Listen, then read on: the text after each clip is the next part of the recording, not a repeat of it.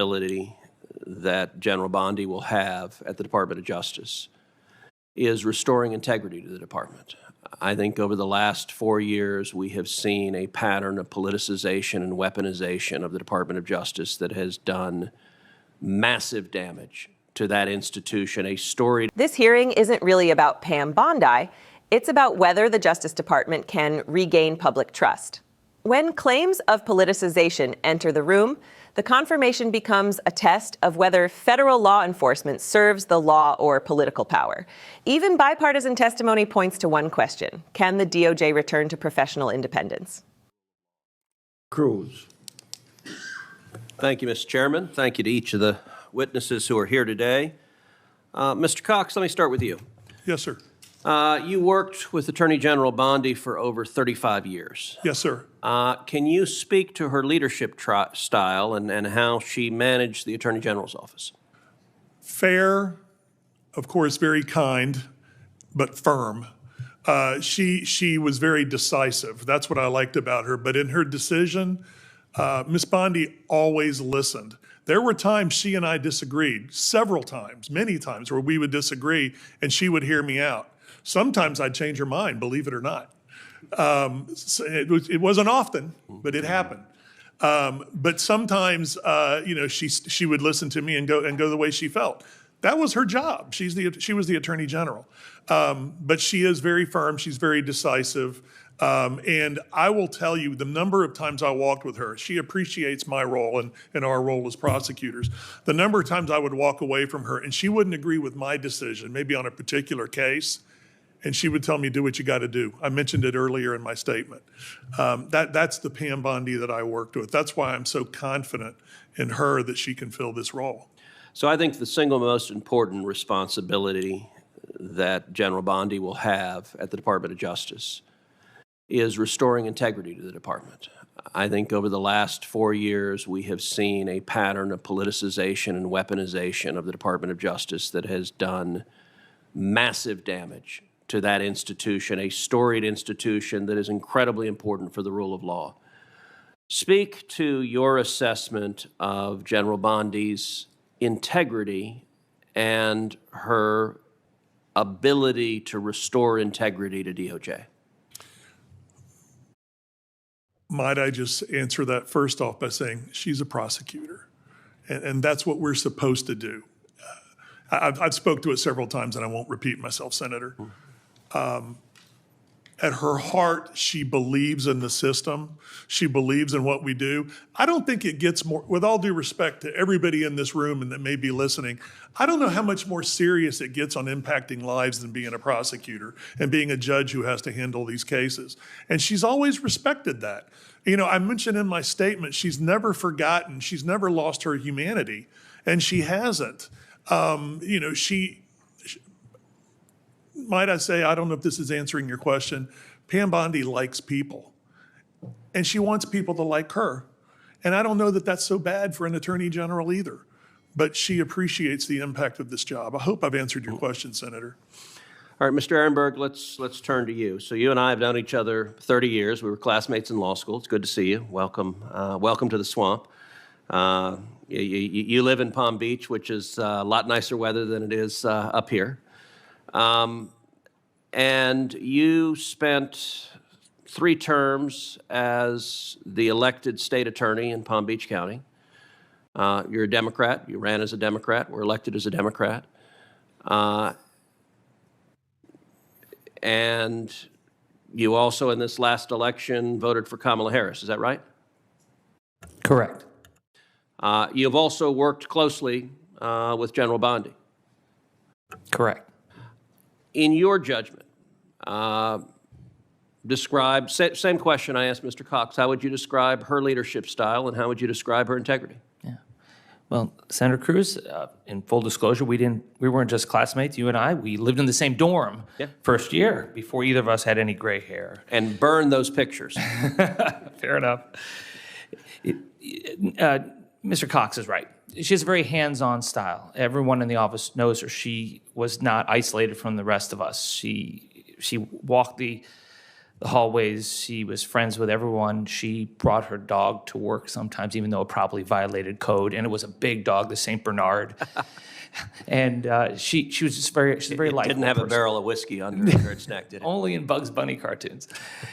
She's a very likable person. And I think you'll find that from everyone who knows her in Tallahassee and throughout Florida. It's hard not to like. You can disagree with her politically, and she and I have our political differences. But as far as a boss, she never tried to big time anyone. She's a person like everyone else. She expects the best from people, but she has a real human touch about her.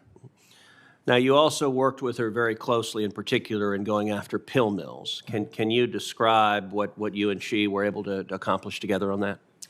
We were able to shut down the pill mills. Florida was the pill supplier for the rest of the country. 98 of the top 100 doctors who dispense pills were in Florida. It was a national embarrassment. The OxyContin Express from Appalachia down to Florida. People would come down, buy their drugs, use, abuse, and then go home and sell them for a profit. We ended that. She appointed me to be the lead person, but we could not have done it without her. She was the person who got the legislature to change the laws. We couldn't have done any of that without that. She was the one who convinced them to pass the prescription drug monitoring program. That was indispensable. So it was her leadership that really led to a dramatic decrease in the number of deaths from opioid overdoses. Thank you. Thank you, Mr. Chairman. The moment that just unfolded in that hearing was not loud, not explosive, not built for cable news chyrons. And yet, it may have been one of the most revealing exchanges we've seen in this confirmation fight. A Democratic former state attorney who openly told Senator Ted Cruz that he voted for Kamala Harris sat under oath and offered unqualified praise for Pam Bondi's leadership, integrity, and character. In Washington, where everything is filtered through party lines, that admission landed like a quiet thunderclap. This was not a Republican ally reading from a prepared statement. This was a Democrat who ran as a Democrat, who lived his political life as a Democrat, who voted for the Democratic nominee for president. And yet, when asked about Bondi, he didn't hedge. He didn't dodge. He didn't pivot. He described her as hands-on, human, demanding, fair, and deeply respected. He talked about her walking the halls, knowing the staff, expecting excellence without arrogance. He talked about leadership that wasn't distant or performative, but present. And when Cruz pressed him on what that leadership meant in practice, the answer cut straight through the fog of modern politics. It was Bondi's leadership, he said, that allowed Florida to dismantle one of the most notorious pill distribution networks in the country. It was Bondi who convinced the legislature to change the law. It was Bondi who made the monitoring system possible. It was Bondi who turned a statewide failure into a national turnaround. These are not ideological claims. These are operational facts. The hearing room did not erupt. No one shouted, no one slammed a gavel. But something much more powerful happened. A narrative collapsed. For weeks, the debate around Pam Bondi's nomination has been framed as partisan warfare. One side insisting she represents accountability, the other suggesting she is somehow unfit, biased, or dangerous. But inside that room, under oath, a witness from the opposite political camp told a different story. He didn't describe a political operative, he described a prosecutor, a manager, a leader who knew the weight of the job and never forgot what was at stake. That is what made the moment so devastating to the attacks against her. Because in Washington, spin can survive opposition. It cannot survive credibility. Ted Cruz understood exactly what he was doing when he asked that Democrat who he voted for. He wasn't trying to embarrass him. He was establishing the one thing this town cannot ignore: independence. When someone who had no political incentive to defend Pam Bondi did so anyway, it stripped away the caricature and left only the record.